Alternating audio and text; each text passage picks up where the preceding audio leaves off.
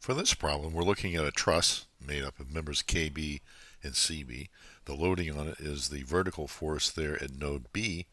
In addition to that, the temperature of members 1 and 2 are both increased by the same amount there of delta T. There's also the connection there over on the right hand side. Joint B is connected to a roller, and the roller is to roll along this smooth vertical wall. What we want to do is find out, as a result of the thermal loads and of the mechanical load, what is the vertical displacement there of joint B, and what are the normal stresses in members 1 and 2. Before we begin, what I want to do is define a couple of things that we're going to need. One, we can see here that the length of member 1 is just L. We see that if we look at the length of 2, what we know here is that that L is equal to L2 times cosine of 60 degrees. This here is 60. So therefore L2 is going to be equal to the length there of member 1L divided by cosine of 60. Also, in anticipation that we're going to be using the elongation displacement equation for trusses, we're going to define our angles of theta 1 and theta 2 for the two members of that truss. So theta 1, as always, you draw a line in the x direction, x given here. We measure at the base of the member in the counterclockwise sense, and we see that the member 1 is at theta 1 equal to a 0. And we also see here that the member 2, if we measure that from the positive x-axis in a counterclockwise sense, then that theta 2 is given by 60 degrees. I'm also going to call this angle phi, so I don't have to write down 60 degrees. Okay, so the problem here is laid out for us in terms of 4 different steps, so we're going to follow those. We begin with our equilibrium, and we're going to look at joint B.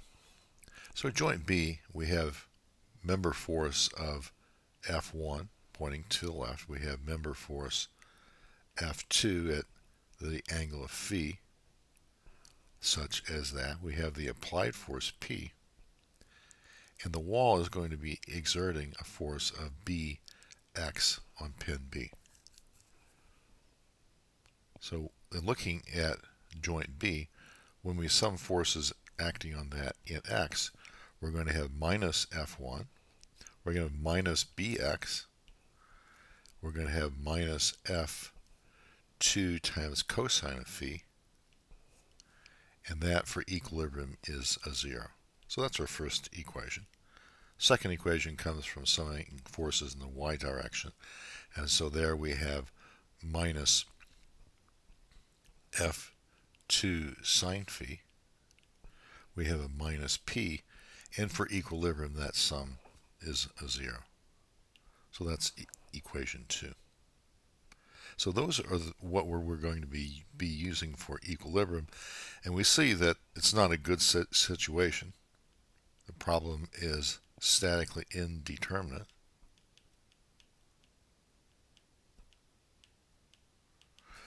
And the reason for this is we have 2 equations, and in those 2 equations we have 3 unknowns.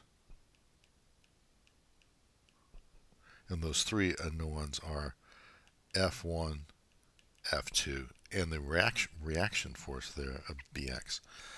We need to come up with at least one more additional equation. But in the problems we have seen before, we know that those are going to come from our elongation and our compatibility equations. So as I write down E1 and E2, these are the elongation equations for members 1 and 2. We have F1, L1 divided by E times A. it looks like our E values are the same for all the members as well as the A's. So F2 then is F2L2 divided by EA. That's the mechanical part.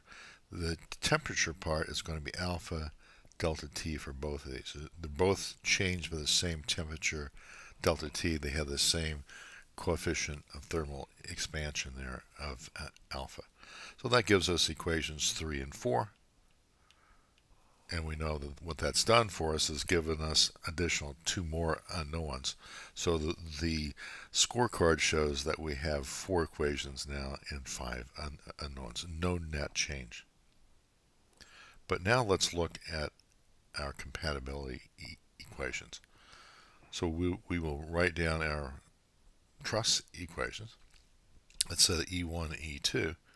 E1 is going to be the horizontal displacement there at B times cosine of theta 1 plus the vertical component of displacement at B sine theta 1. UB times cosine of theta 2. VB times sine of theta 2. This gives us an additional 2 equations of 5 and 6, but it gives us also additional equations, or additional unknowns, I should say. There are VB and UB. But we have one more thing we need to say, and that is that the horizontal component of displacement of B is 0. And that's because there's a wall. There's a wall that's preventing B from moving in the x direction as you load this up with the thermal loads and the mechanical load there of P. So we finally have, in order to solve, we have the right number of equations. We have 7 equations, and we have 7 unknowns. Let's write down what those unknowns are. The load carried by members 1 and 2. Recall we had the Bx, the reaction at B, as an unknown. We have the elongation of 1, the elongation of 2. We have the displacement UB, displacement of VB. So those are the 7 unknowns. So what we would do probably is start out here with UB equal to a 0.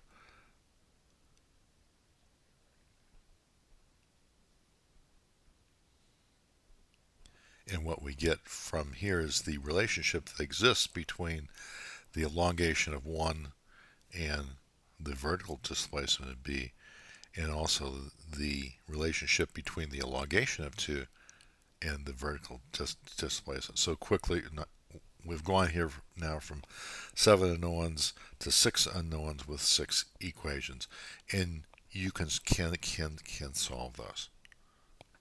So this problem here is not too much different than a number of the truss problems, or truss problems with thermal loads we've seen before, except it's got one additional constraint, and that is there on the right hand side we're putting that wall along which B must move.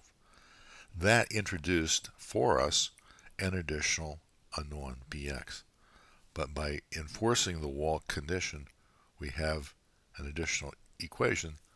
So we're right back with the right number of equations for the number of unknowns.